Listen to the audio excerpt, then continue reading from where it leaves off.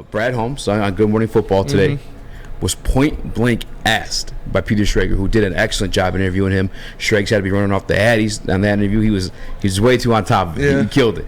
But he point blank asked Brad Holmes because of Daniel Jeremiah's mock draft had him taking quarterback at 18. Yep, Anthony Richardson at 18. He said, "Is that a plan of yours with your first 2 picks?" Point blank, your first 2 picks. In which Brad Holmes responded, Spinney. He said that their quarterback room is something they're going to address. He said that they like Jared Goff. They've had conversations about this a lot, that they like Jared Goff, that he is their starter, but behind him there's basically nothing. So the quarterback room is going to be something they address. He said that whether it's in the draft or signing a veteran, they need to get something there. And he said they'd rather develop a guy. So I'm not sure what that means exactly, but he said, yeah, they like Jared Goff. He's their starter, but the quarterback room needs to be improved. You know what's crazy too is another thing came up in this conversation. We've had clear, transparent conversations with Jared Goff on the matter. There's something else that came up last year in an interview with Rich Eisen. You know, we would have taken a guy if there was somebody there that we've seen as an upgrade. And there was times we thought that guy would fall to us. Unfortunately, he didn't. But we have had clear, transparent conversations with Jared Goff 2 or 3 weeks ago during the Super Bowl media run. Actually, it was Jared Goff on Rich Eisen's show. Yes. And Rich Eisen asked him, "Are you the future? Are you going to be there for a couple of years?" And Jared Goff, and he said it's not a big deal. Said he'd like to be. He'd like to be. Yeah. But it's a business.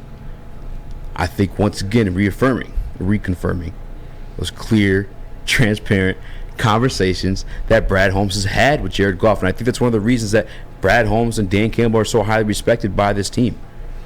It feels like Jared Goff's been point blank told, like, listen, man, like, if there's a guy there that we deem as an upgrade, you're going to have every opportunity to compete against him.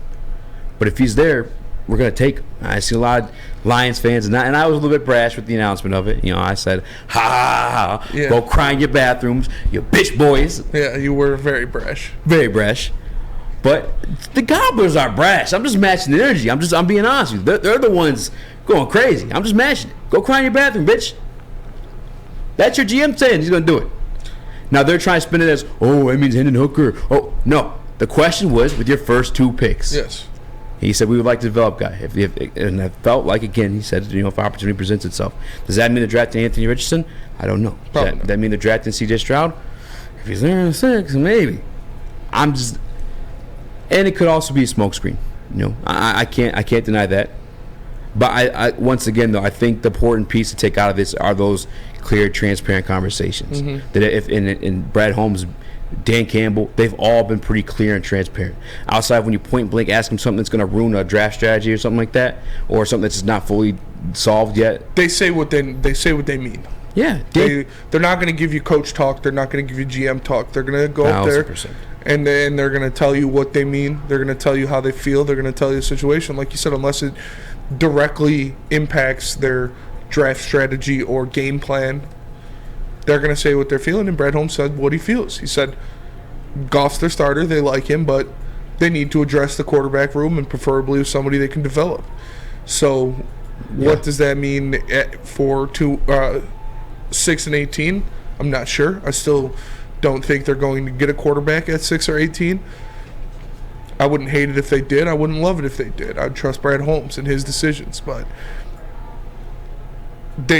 they're saying basically what I said in this coming up to this draft is they need to get a quarterback at some point because the quarterback room is awful outside of Jared Goff. And now that you have legitimate expectations for this team, you have legitimate hopes that they can win the division, that they're the most bet-on team to win the NFC. God forbid Jared Goff rolls an ankle, breaks a rib, has to miss a couple games, and then you're putting Nate Sudfeld out there. Like, no, you need somebody behind him at the very least. At the very least, you address the quarterback situation because you need someone behind him that is competent enough to win you a game. And that could be someone I like in Clayton Tune in the later rounds, in the 6th round. I like Clayton Tune a lot. I don't know where he's going to fall, but I think he has a lot of good attributes. I think he's good size. He's got a good arm. He has the ability to extend plays. So I don't know if these comments from Brad Holmes are him saying, yeah, we're getting Anthony Richardson, or yeah, we're getting C.J. Stroud. I'm not going to put that much stock into it, but they're going to address the quarterback room at the very least. And I think the second most important part of that conversation, too, was that term that you used multiple times in your take. Develop. Develop, develop, develop. How many free agent guys are you picking up and developing? I feel like the term develop is reference to a younger, yes, into a rookie quarterback. Now, point blank, if you're asking me, do I think they take a quarterback in that first round? I can't tell you for sure. But I know that if the guys that they admire, or most of us admire, and a specific name that I'll use, C.J. Stroud, if he's there at 6, especially, which I don't think is going to be the case, especially following the Jalen Carter news. But if a C.J. Stroud is there at 6, then yeah, I think you pull the trigger on that one. And I don't think there's any issue with him doing it. I don't understand why people just try to ignore the fact of what's going on literally in front of your eyes in the NFL. And I know I'm always going back and forth with Neil, but Neil's one of them that just, it's illogical to deny the things that are literally happening in front of your eyes. Jalen Hurts, Patrick Mahomes played in the Super Bowl this year.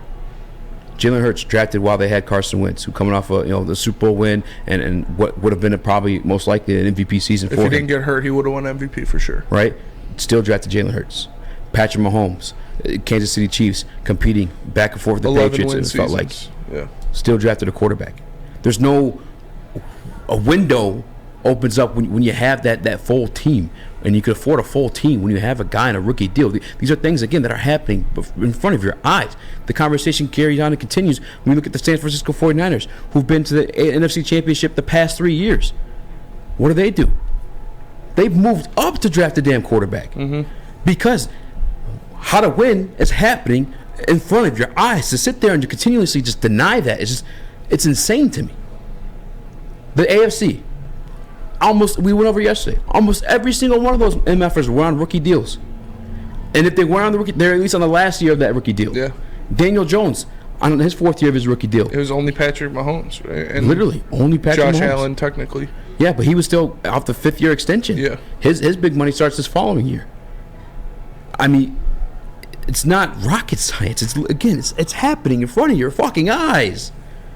To sit there and deny it, that's why you're called gobblers. That's why you're insulted with names, because it's fucking point blank period in front of you. And there's no denial of it. It's fucking facts. I don't understand why people get so upset with this, especially if you consider yourself a Lions fan. How do you see the evidence of teams winning Super Bowls, winning winning playoff games, going to the fucking playoffs based off this recipe, and you just want to fucking deny that for a team that you root for? You don't want that because of one fucking guy that we've seen be bad, that we've seen be good, but with a great offensive mind behind him, with great offensive pieces behind him? Sure. But again, in front of your eyes, you've never seen a guy win it on that type of deal. And that type of deal runs up in 2 years, and guess what re-ups? Another type of deal. Yeah, he's not, if he continues to play like that, and that's the thing other people say is, oh, you'll get him cheap, blah, blah, blah. No. You see Daniel Jones about to get $40 million. You think Jared Goff's going to go get less money than he's paid now if he continues to play at the level he's at when his contract is up?